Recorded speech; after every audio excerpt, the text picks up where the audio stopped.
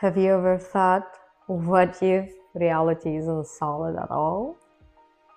What if time doesn't flow? And what if every decision that you ever made in your life still exists, but it's not right here? Yes, this is called quantum decoherence. What it does, it really processes an invisible process that identifies who you are, your reality, time, identifies your memory. It's like really interesting. So stay with me for a minute. Let's look into this together. And also don't forget to subscribe, like, and comment. I promise to reply to your comments in the comment section. Quantum physics tells us something very unsettling. So at the deepest level, particles exist in different possibilities. Like particles have different possibilities, and particles are not in just one state. It can be in many simultaneously, like at the same time. So that raises a question: why life feels singular? Why do we feel like we have one body, one life, a continuous experience, like in one timeline? So in physics, that's called quantum decoherence. So quantum decoherence is a process in which quantum systems lose their quantumness. So basically, when it interacts with its environment, it's not anymore as mystical or as quantum or as has a million possibilities at the same time. So it's not because it's observed, it's not because it collapses into reality, but mostly because it interacts with what's happening in this stage. So if it interacts with air, with magnetic fields, if it interacts with light, with heat, it becomes what it needs to become in that environment. It's entangled with that environment. And all the delicate superpositions are dissolved. There's no more relationships into many different stages that can be possible because it already provided information to the field, or received information and provided its information to the field that it interacts with. And what happens, it's in reality, it's not that like something disappears or something collapses. It's more like it just other possibilities are inaccessible. So this is why we cannot see an object in many possible or multiple places. This is why we don't see a cat that is dead and alive, and this is why life comes to be classical and reality appears to be stable. So quantum decoherence, actually, it's a very important part of our memory, because our memory in that sense is made personal. Our memory forms when we interact with the environment, when we remember the outcomes of events and not the possibilities. And information from the events actually are what is giving our brain the memory, like we have that stable process of what just happened. And that moment, when it becomes like it already happened, it becomes irreversible. So that's why you remember this outcome and not all the possible outcomes that could happen given the situation. And to me, this also seems like that's why when 2-3 people talk about an event, they remember different parts, because they lived that exact moment in different ways from different perspectives. So your memory gets the outcome that it's presented, and that's what you will remember. It's not the possibility. For example, if you could be a doctor, but you chose to go to be an electrician, your memory obviously will remember everything related to electricians and not give you memories of being a doctor. So it's like the quantum decoherence, it's helping creating your memories. So your life doesn't feel static, but more like a history, more like a chain of continuous times or memories that were made. And that makes our past feel fixed because we can remember everything in step by step and not in, like, imagine if you could remember all the possibilities plus the event, right? You would be like, I don't know what's real. So that's what quantum decoherence does. It gives you the possibilities, but then you're left with an event that actually interacted with your environment, with you at that moment, and it remains after all the possibilities cannot anymore enter that exact past moment because it was already done. What is really wild about decoherence is that by the law of physics, it doesn't care how the time moves or which way it moves, right? It can go forward, backward, it really doesn't matter. But decoherence doesn't work that way. Because if something already collapsed into environment, if something already happened, then it cannot be perfectly removed, So I made this choice, I did this, oh my God, I don't want to do it, let's go back and then remove it. You can't do that. It's not going to be possible because the environment, people around you who saw that version of you already have all of that. So it would be necessary, like the device in the Men in Black who would come and be like, and then you guys, everything forgot. But that's when quantum decoherence creates our moments. That's when, because it's irreversible and it's right there. So quantum decoherence creates irreversibility.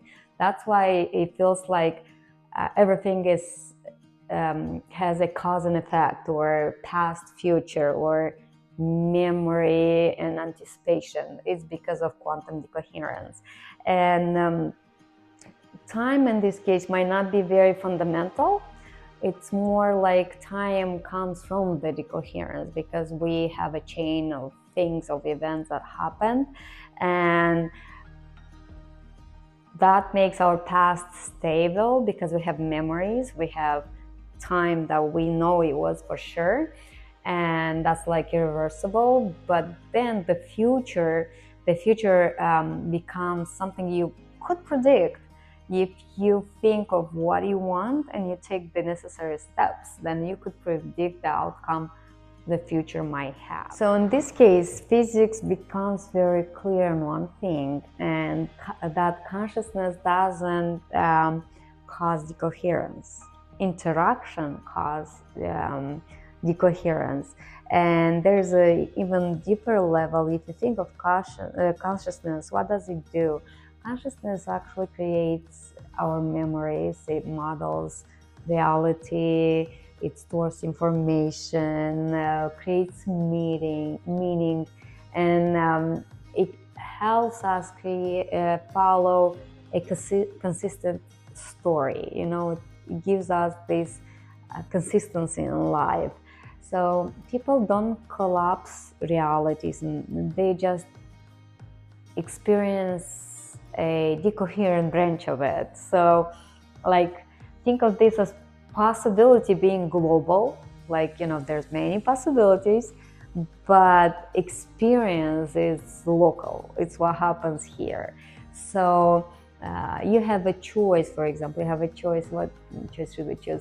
So if you are a mom, you have a choice to go work and then come home and take care of your kids or be with your kids, or you have a choice to be a stay-at-home mom, interact all the time with kids, but won't have an extra income. So it's like both are possibilities, but what you choose to do, it's your reality. So possibilities are something global. You give a chance that this will happen or that will happen, or I could do this or I could do that. But your choice is what you're experiencing. And that's made for us because life for us is better when it's consistent rather than it's overwhelming. Because if you live all the possible outcomes plus the event, then you won't know where's your reality, what's happening. Like, oh, I thought I chose to be a stay-at-home mom. Well, oh, how am I a stay-at-home mom and also work at the same time? Well, that's possible. There are many moms who work from home when they take care of kids. But what I mean, you have a choice to do something without interrupting with the other thing, and that's when you are choosing a decoherent branch of possibilities or of life or of consciousness. So it's really like this quantum decoherence like makes so much sense, and it gives us it gives me personally the ability to think of which reality I want to experience, because we can't be in two realities at the same time. We are choosing one, and that's how our timeline flows.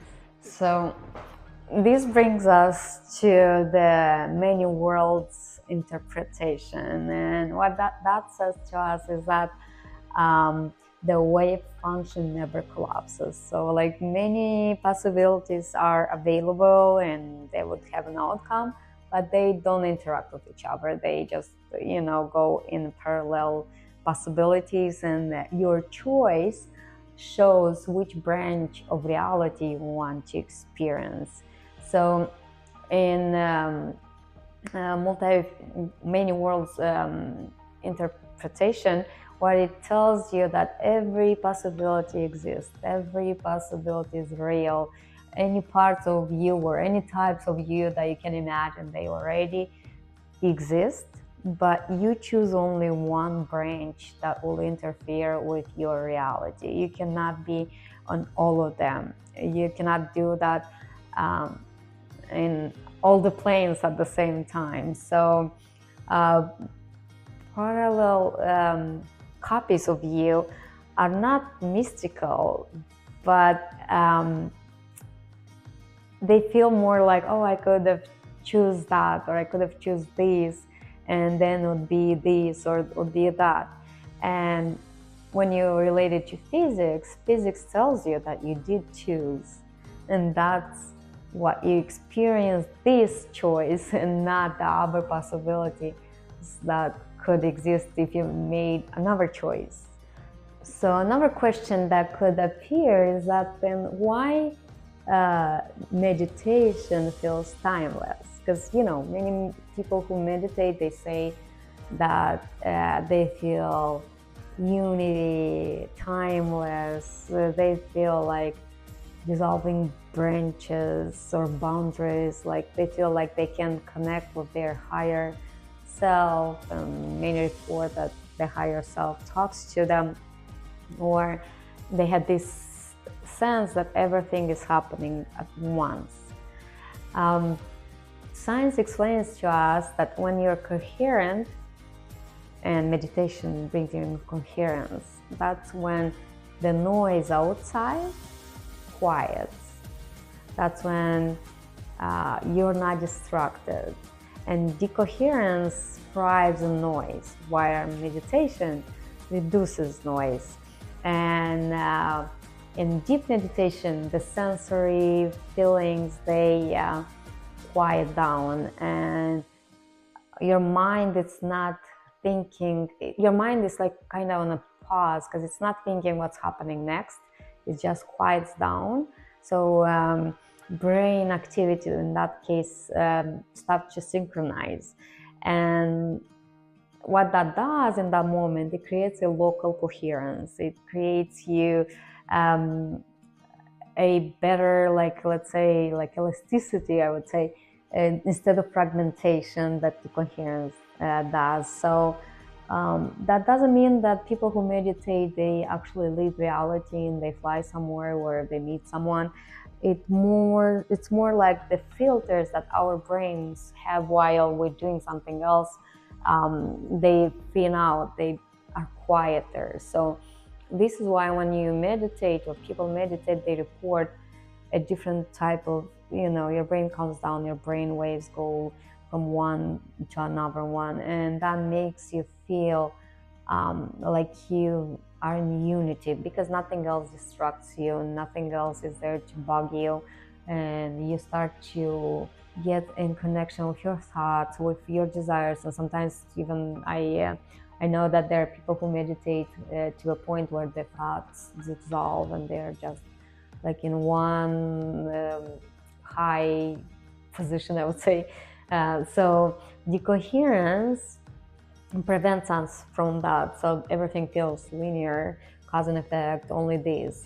While meditation creates local coherence, where you feel unified, where you feel like you're having a good time, where you even feel that you met the higher self. And to me, that is more like when you have to do everything around, you don't have the time to catch up with what you think and what you feel.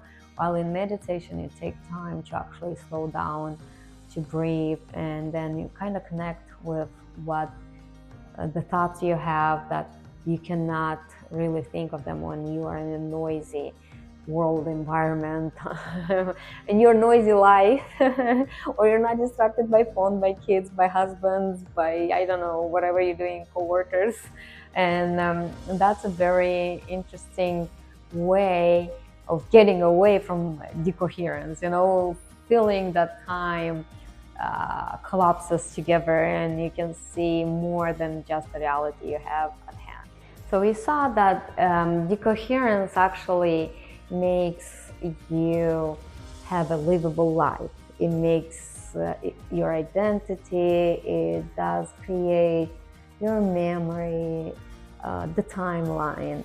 While coherence tells you that reality can be expanded, that there are more outcomes than just what you have right now. Like you're part of something vast, like you are not stuck in one reality, and you can make the changes you need to if you want to change your reality. So you are in this world not because you're meant to escape it or run away from it or even blame it. You're here to remember that there are more than one possible reality, and that every time it's your choice that will bring you to the branch of reality you want to live. So it's a good thing to actually pause and think about that. And I'm pretty sure that if you're like human like me, then there are things in your life that maybe took a turn that you don't quite want it or you don't agree with, and you can think of how you can change it. Being in one plane or on one decoherent line doesn't mean you have to stay in it. It means that you can think, if not meditate, you can think of it, and you can change the course of your life if you decide to do so. And that will create new memories, new timeline, and new outcomes.